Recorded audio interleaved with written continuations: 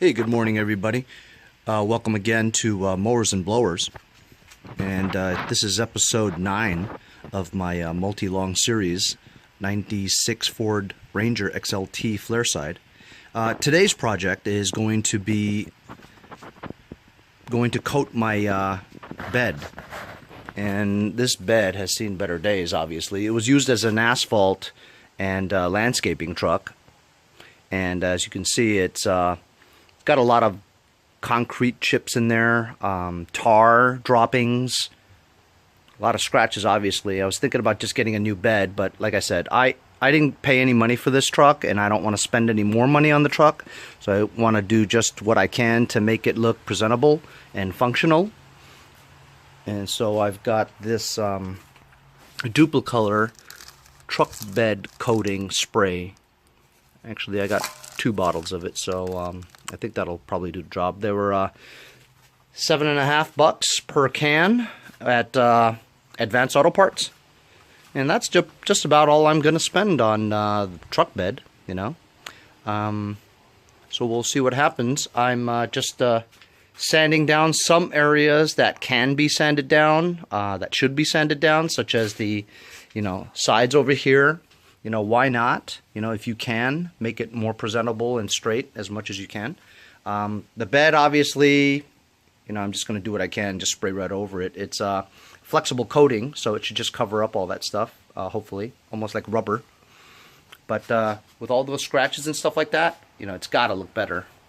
Remember to cover up all the areas that you don't want sprayed with like an old bed sheet or something like that. And then I'm going to mask off certain areas here. I want this also to be covered with the coating, so I'm going to probably mask off this area here. So I'm going to do some more scraping, some sanding, and then brush it off with a broom, get it all clean, and then I'm going to start spraying. Just to give you an idea of what I'm dealing with here. So this is all like dried up tar here. Can't even move it. So I have to use a hammer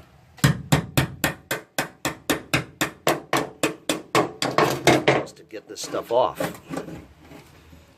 And it's not all around the truck, it's just some parts, so I'll get her done.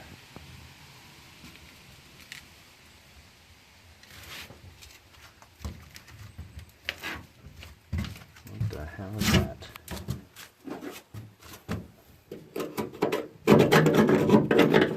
Oh, it's rust. And what is this? Damn.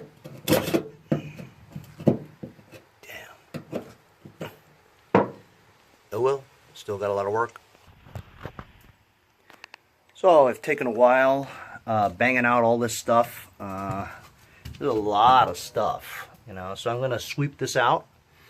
And there's another thing that I thought about doing, is because this bed sits right on top of the fuel pump over the gas tank.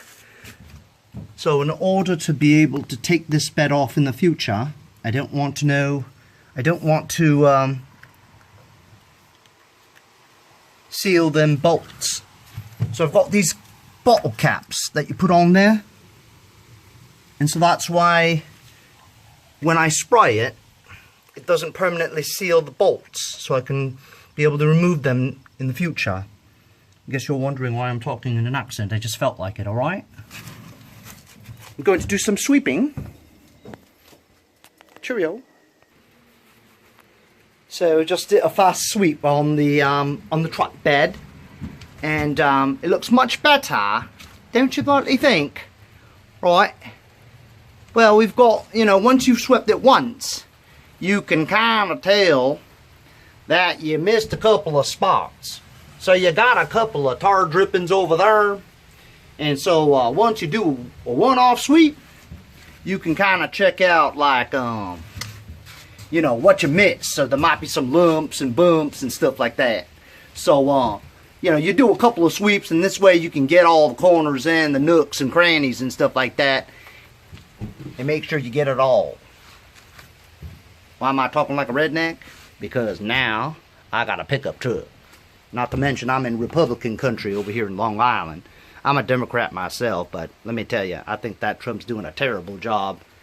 Y'all should be ashamed of yourselves if you voted for him. Anyhow, I'll talk to you later. With all the excitement of the anticipation of me being able to start spraying, you know, this truck bed, I forgot to actually do the tailgate. The interior part of the tailgate is still hella dirty. So I still got to clean that up and get all that crap out. And then, of course, you know, got to sweep out that inside there. So it's raining again here in Long Island. Our weather girl, Amy Freeze, on ABC tells us that this is probably the remnants of Harvey. Amy Freeze. Can you believe that? A weather girl with the last name Freeze? Man, that's some stuff. Alright, welcome back. I've pretty much swept up everything, cleaned up the inside tailgate, and I'm just about almost ready to start spraying. But before I get started with that, I just want to let y'all know that any parts of the truck that you don't want sprayed, you need to mask that off with just some simple, you know, paint masking tape, you know, like the hinges and stuff. You don't want that all sticky. And then, of course, I only want this part and the bed itself Rhino lined, you know. So you just take some masking tape and you just mask off all the areas that you think might get paint on it. And then you have this masking tape sticking up, right? So what I'll do is I'll just take like some plastic or some like old blankets and stuff and just stick it on the bottom there and just let it hang, you know, just let it hang down. So that that takes a lot of work out of it, you know. So I'm gonna mask this up and I'm gonna start painting soon. Alright, so I've got all this stuff masked up. Yeah, I've gotten rid of the redneck accent. So I've masked everything off pretty much. Pretty straight, you know, decent line. As long as you have it all covered up with plastic and everything that you don't want to be sprayed, you're good to go. As you can see from the redneck guy, you put the bottle caps over the 6 torque bolts that go into that secure the bed onto the chassis, and that's so, you know, in the future if you need to change the fuel pump, you can lift the bed off without going through too much trouble, since this Duraliner probably would give you a hard time removing those bolts in the future. So as long as you put the caps over there, you shouldn't spray it, and you should be good to go. This is relatively clean. As you can see, just masked it and put some blankets under there. That makes everything really easy, you know. So I think I can go to town now and just basically spray the hell out of this. I'm going to start in the middle, obviously, and go back, otherwise I'll be stuck in a circle somewhere. Okay, I'm going to get started. This is what I'm using. I've got 2 cans. Like I said before, it was $7.50 per can. And I'm going to start with the this part first. So I'm going to do it just like you would spray a car. It's really not much of a coat. I mean, the spray amount is not very much. You know, like black spray paint, usually it comes out big heaps. This doesn't seem like it. Very thin coat. I think I'm going to need like 5 cans if this keeps up. Even strokes, about 10 to 12 inches away from the surface. You want to let go at the turn or at the return so that you don't get the drip at the end. At least this is what I watch on Velocity Channel. You know, whether it's Gas Monkey Garage or Bitchin' Rides, some of my favorite shows. You really learn a lot from those guys, just from watching. I also watch Chasing Classic Cars with Wayne Carini. It's a little bit more high class for rednecks, I guess, but nevertheless, good show. Yeah, the way I'm going, I'm definitely going to need another bottle. Another can at least. There's no way I'm getting through the rest of this bed with this. Make sure you get the corners really well and the bottom seal area.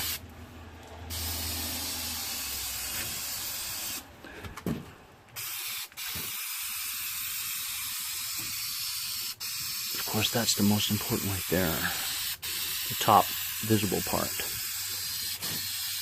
I'm just going over the parts that I think I might have missed. The important part is getting the bottom part too, because you're always thinking about the top, not so much thinking about the bottom. And I don't think this really matters in terms of even, because it's almost like matted paint or primer where it shouldn't drip. So I'm going to do away with that and just cover spots that I think I might have missed. I can kind of see how it's working now.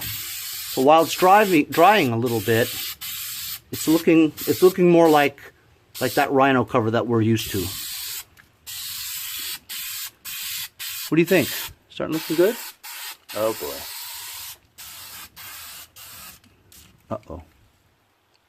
Won't come out anymore. Stuff dries fast, I think. So it did start to dry on the inside. I had to twist the nozzle just to get it to break the seal. So it does dry very quickly, apparently.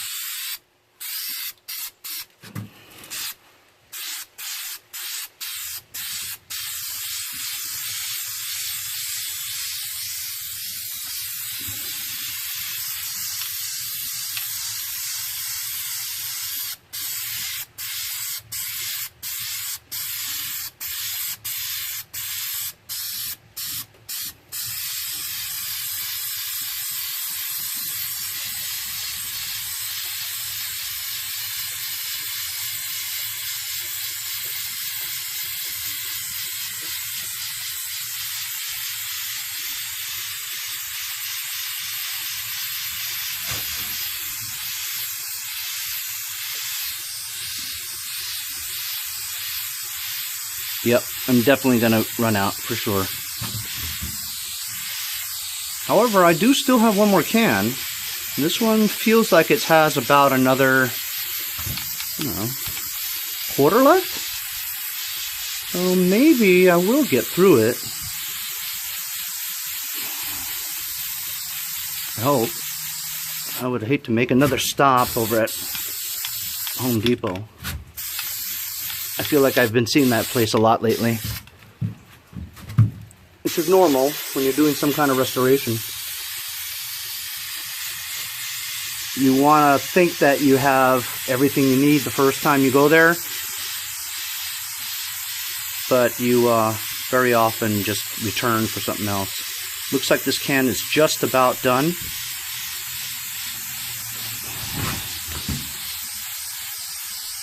I'm about to pass out from the fumes.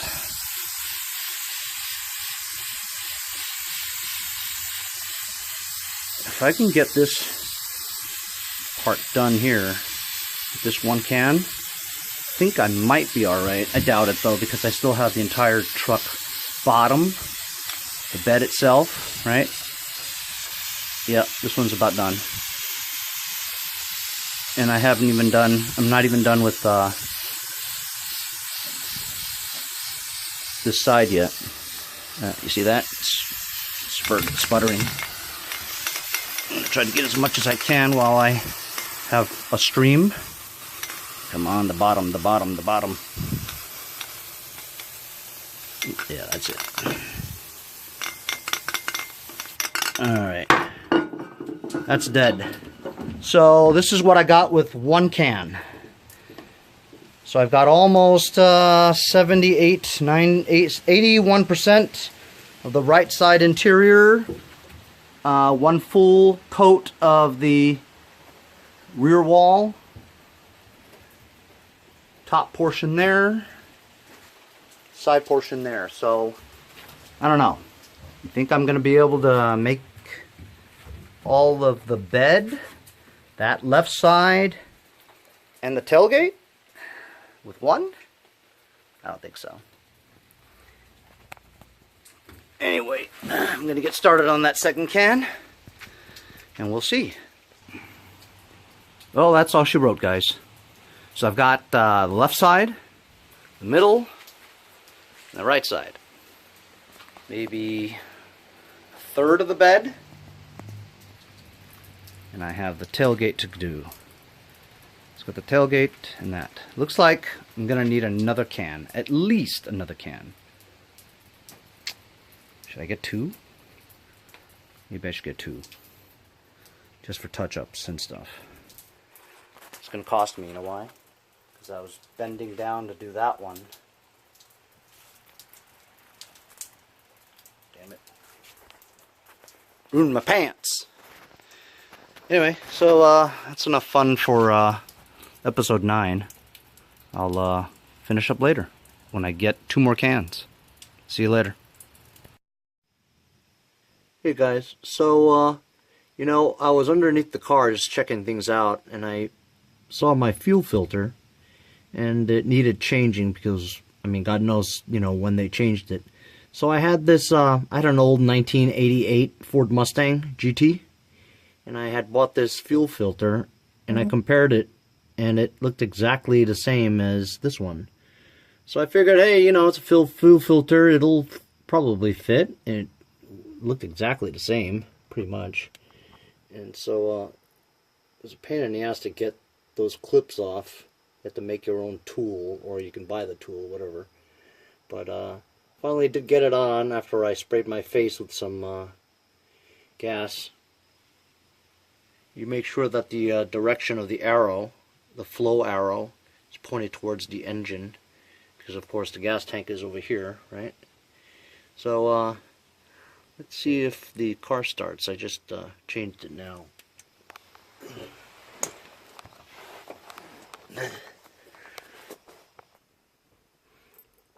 So let's see if we hear the...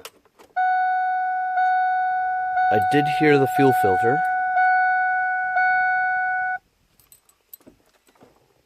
Let's see.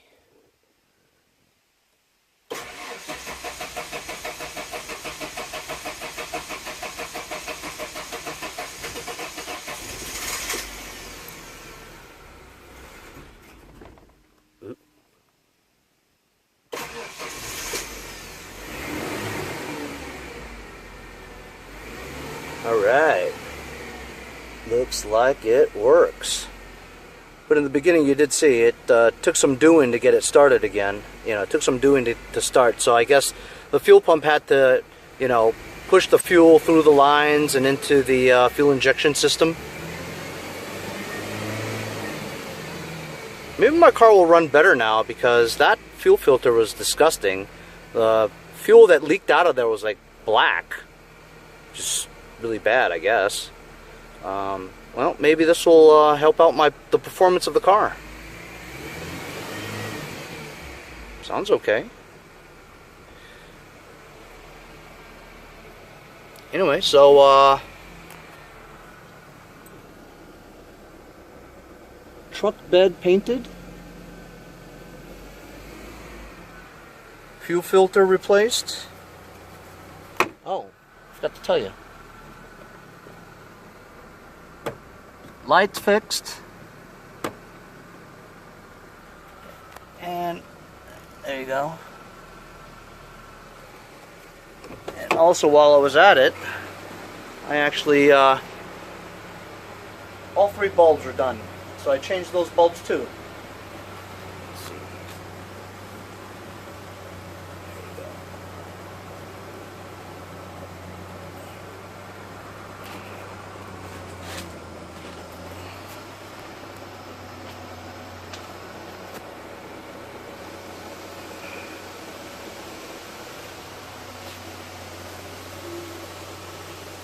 Looks better, huh?